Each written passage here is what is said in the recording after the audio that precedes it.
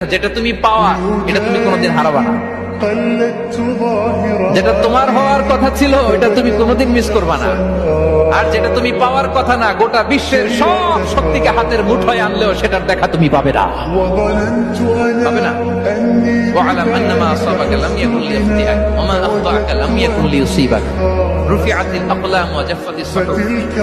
আব্দুল্লাহ, রিজিক নিয়ে চিন্তিত হয়ো না, রিজিক নিয়ে পেরেশান হয়ো না। প্লে ইউর রোল, রিজিক ইজ ফিক্সড। যেটা তুমি পাওয়ার তুমিই পাবা, যেটা তুমি পাওয়ার কথা না চেষ্টা করেও সেটা তোমার কাছে আসবে না। তোমরা আল্লাহ পাকের রহমত থেকে নিরাশ হয়ে যেও না।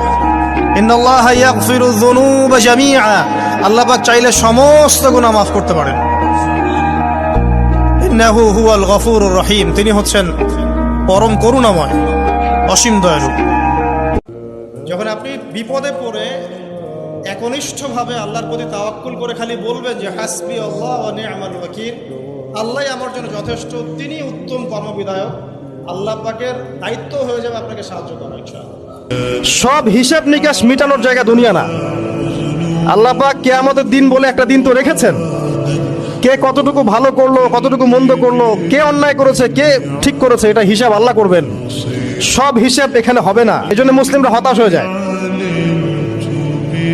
এই দুনিয়াটা শুধু পরীক্ষা ক্ষেত্র।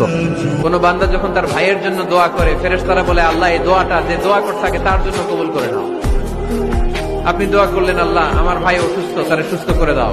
ফেরেশতারা বলে আল্লাহ যিনি দোয়া করতেছে তার যদি কোনো অসুস্থতা থাকে আগে তারে সুস্থ করে দাও।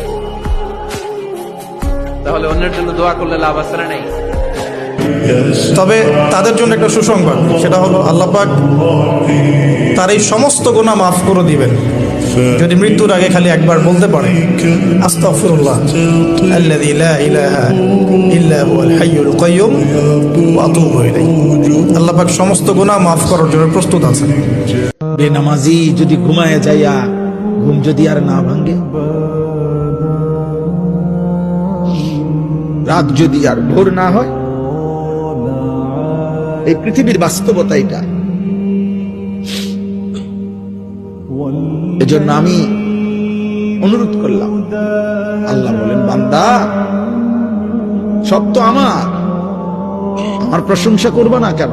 মৌলা, মৃত্যু যেহেতু আমার হবে, তোমার দরবারে একটা ফরিয়াদ, এমন একটা মৃত্যু দিও যখন আমার কপালটা থাকবে সিজদার মধ্যে, আমার কপালটা থাকবে সিজদার মধ্যে, জবান থেকে বের হতে থাকবে তোমার প্রশংসা, সুবহান রাব্বিয়াল আলা, সুবহান রাব্বিয়াল আলা। মৌলা গো, আমার জীবন সার্থক হয়ে যাবে যদি আমার মৃত্যুটা তোমার কুদরতি কদমে সিজদার মাধ্যমে হয়ে যায়। আল্লাহ বলছে বান্দা দুনিয়ার জীবন ধোঁকা, দুনিয়া আমি সাজাইছি বান্দা, সব আমি সাজাইছি, আমার সাজানোটা আমি আল্লাহই বলতেছি ধোঁকা। আমি সাজাইয়েই আমি বললাম এটা আসল না, আসলটা আমার কাছে আসমানে আখিরাতে।